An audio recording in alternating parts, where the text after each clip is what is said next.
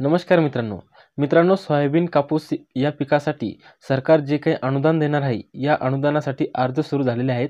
हेक्टरी 5,000 रुपये मिळणार आहे हे सर्वांना माहीत आहे।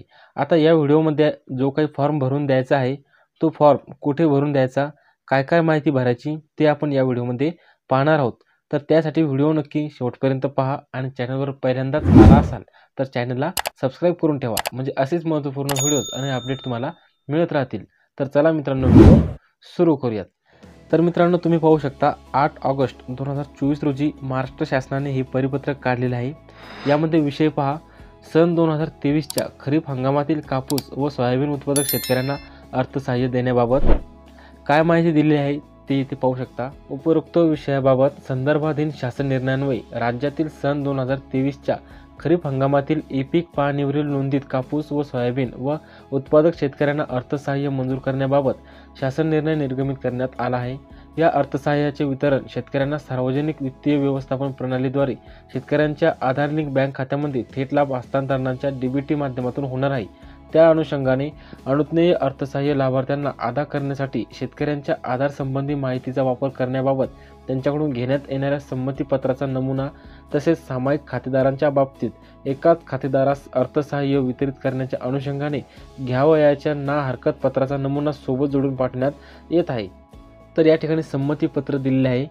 सन 2023च्या खरीप हंगामातील पीक पाहणी पोर्टलवर नोंदित कापूस व सोयाबीन उत्पादक शेतकऱ्यांना अर्थसहाय्य व कृषी विभागाच्या अन्य योजनांतर्गत अनुदान सुविधा उपलब्ध करून देण्याकरिता मी खाली सही करणार या संमतीपत्राद्वारे माझ्या आधार क्रमांकाचा वापर करून त्या आधारे बायोमेट्रिक आणि तत्सम प्रणालीद्वारे प्राप्त वैधतेसह मला मिळावयाच्या लाभासाठी आधार वित्तीय व इतर अर्थसहाय्य लाभ सेवा यांचे लक्षित वितरण अधिनियम 2016 नुसार संमती देत आहे।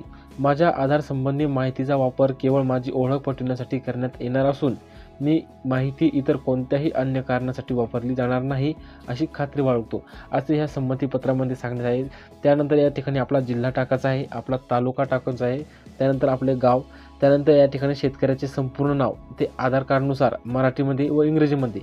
तर या ठिकाणी पहा, पहिले नाव, मधले नाव आणि आडनाव, त्यानंतर इंग्लिशमध्ये टाकायचे आहे फर्स्ट नेम, मिडल नेम आणि सरनेम, त्यानंतर आधार क्रमांक यामध्ये इंग्रजीमधून टाकायचा आहे, त्यानंतर शेतकऱ्याचा मोबाईल नंबर, त्यानंतर या ठिकाणी दिनांक व अर्जदाराचे नाव व सही या ठिकाणी येणार आहे। त्यानंतर हा फॉर्म संबंधित कृषी सहाय्यकाची संपूर्ण नावासहित स्वाक्षरी घेऊन हा त्यांच्याकडे जमा करायचा आहे। त्यानंतर सामायिक खातेदाराचे जे काही ना हरकत पत्र असणार आहे, सन 2023च्या खरीप हंगामामध्ये पीक पाहणी पोर्टलवर नोंद झालेल्या कापूस व सोयाबीन उत्पादक शेतकऱ्यांना अर्थसहाय्य देण्याचा निर्णय शासनाने घेतला आहे। या योजनेचा आम्हाला लाभ घ्यावायचा आहे। आम्ही या ठिकाणी जिल्हा टाकायचा आहे, आपला तालुका आणि गाव, त्यानंतर आपला खाते क्रमांकाचे हिस्सेदार आहोत। आम्हाला अनुज्ञेय असणाऱ्या लाभाची रक्कम ही आम्ही सर्व संमतीने आमच्यातील सहहिस्सेदार असलेल्या खालील खातेदार यांच्या आधार संलग्न बँक खात्यामध्ये जमा करण्यास संमती देत आहोत असे यामध्ये सांगितलेले आहे। त्यानंतर या ठिकाणी खातेदाराचे संपूर्ण नाव टाकून घ्यायचे आहे मराठीमध्ये, त्यानंतर इंग्लिशमध्ये या ठिकाणी नाव टाकून घ्यायचे आहे, परत या ठिकाणी इंग्लिशमध्ये आधार क्रमांक, मोबाईल क्रमांक, त्यानंतर या ठिकाणी जे काही खातेदार असतील त्या खातेदाराचे नाव आणि त्यांची संमतीबाबतची जी काही सही आहे ती सही या ठिकाणी घ्यायची आहे। त्यानंतर हे संबंधित कृषी सहाय्यकाचे नाव व सही दिनांकासह टाकून आणि हे कृषी सहाय्यकाकडे द्यायचे आहे। हे दिल्यानंतर जे काही अनुदानाची प्रोसेस आहे ती होणार आहे। तर मित्रांनो, महत्त्वपूर्ण असा हा व्हिडिओ होता। आपल्या जास्तीत जास्त शेतकरी मित्रांना शेअर करा। धन्यवाद।